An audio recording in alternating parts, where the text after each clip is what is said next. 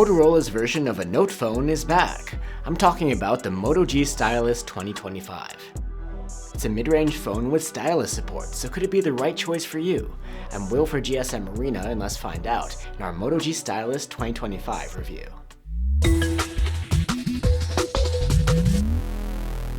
The Moto G Stylus 2025 takes the looks and features we're used to from other recent Moto mid-rangers and adds stylus functionality on top of that. This stylus is about the same size as Samsung's S Pen, and just like Samsung's, it's without Bluetooth functionality, so to use it, it has to touch the screen itself.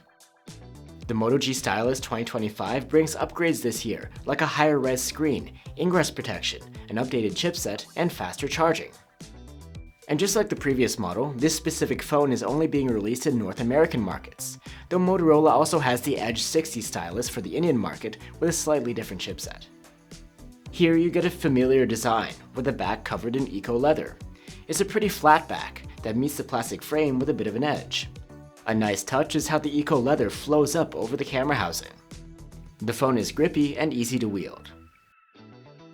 A nice new addition is IP68 rated ingress protection. Last year's model didn't have any official IP rating at all. Plus, the phone even meets a military-grade standard for use in extreme environments. Like I mentioned, the phone's display has a higher resolution this year, at 1220p. It's a 6.7-inch OLED with a 120Hz refresh rate. The screen looks nice and sharp, and it has support for 10-bit color depth as well. And this time around, there's Gorilla Glass 3 protection. Like last year though, there's no support for HDR video playback. The max brightness here is excellent. We measured around 510 nits with the manual slider, and with auto brightness mode on, this can boost up to nearly 1900 nits, more than enough for comfy use outdoors. And swiping and scrolling here are quite smooth, thanks to the 120Hz refresh rate, which can dial down to 60Hz when the screen is idling to save energy. The Moto G Stylus has a 3.5mm jack for headphones, just like last year. There's also a pair of stereo speakers, and they're quite loud, earning an excellent mark on the charts. The sound quality is just average though. Vocals are lacking and there's not much bass. You can hear for yourself through our comparison tool linked below. The phone has an optical under-display fingerprint reader, and it's speedy and accurate. And the Moto G Stylus comes with 256 gigs of storage on board, and that is expandable through microSD. Just as you see on any other recent Moto device, the interface of the phone is Moto's latest Hello UI 15 on top of Android 15. Besides the Android-specific features, it also packs plenty of custom Moto ones, many of which you can find organized within the Moto app. And the features that involve connecting the phone to a PC, tablet, or display, either wired or wirelessly, are found within the Smart Connect hub. There's AI functionality too, provided through Google Gemini. For some reason, Motorola's fancy new Moto AI functionality doesn't make an appearance on this phone.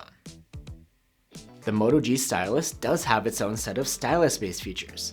When you remove the stylus from the phone, you get a customizable floating menu with several options to choose from. You can take handwritten notes anytime, even without needing to unlock the phone first. There's a handwriting calculator, which could be handy to have. And with the free crop function, the stylus makes capturing a specific part of the screen quite straightforward. The Moto G Stylus 2025 will be getting 2 OS updates and 3 years of security patches. It may not be as long as Samsung, but it is an improvement from last year's stylus model. For a chipset, the Moto G Stylus 2025 uses a Qualcomm Snapdragon 6 Gen 3.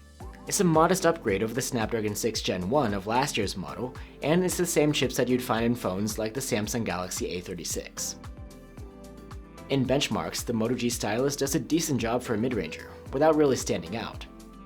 While there are competitors that can offer more power under the hood, when using the phone it felt fast enough, without hiccups. The sustained performance is great here too. The phone went through our prolonged stress test with hardly any thermal throttling. Like last year, the Moto G Stylus 2025 has a 5000 mAh battery. However, the battery life is considerably worse this time around. In our tests, the phone earned an overall active use score of just 10 hours and 5 minutes, with lackluster web browsing and gaming scores. At least the charging has been improved this time around, from 30 watts to 68. There's no charger in the box though. With a proper one, we were able to charge the phone from 0 to 81% in 30 minutes, and a full charge took 41 minutes. A huge improvement over last year. And there is again support for wireless charging here too. For cameras, the Moto G Stylus 2025 brings the same main cam and ultrawide setup as the previous model. The two cameras have different sensors this time around though. Daylight photos from the main cam are good, with lively, saturated colors, high contrast, and adequate dynamic range. There's plenty of detail, though sometimes intricate details like foliage don't come out the most natural looking. The main camera handles people shots well, with detailed faces and clothes. And with portraits, subject separation is proficient too. There is a 2x digital zoom, and the crop and upscale results in a noticeable loss of quality. Nighttime photos come out very good from the main camera. They're detailed, with saturated colors and no visible noise. Dynamic range is nice too. Daylight shots from the ultrawide have punchy colors and high contrast like the main cam. The dynamic range is good too, and noise is low. Overall, the photos are quite alright for an ultrawide. And since the ultrawide cam has autofocus, it can be used to take close-up macro shots.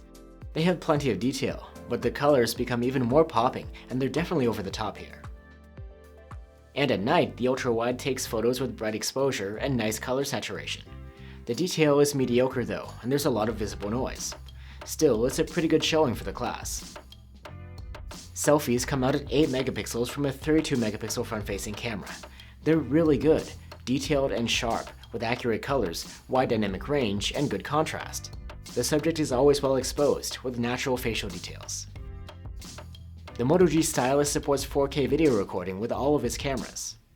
4K clips from the main cam have enough detail, lively colors, and average dynamic range.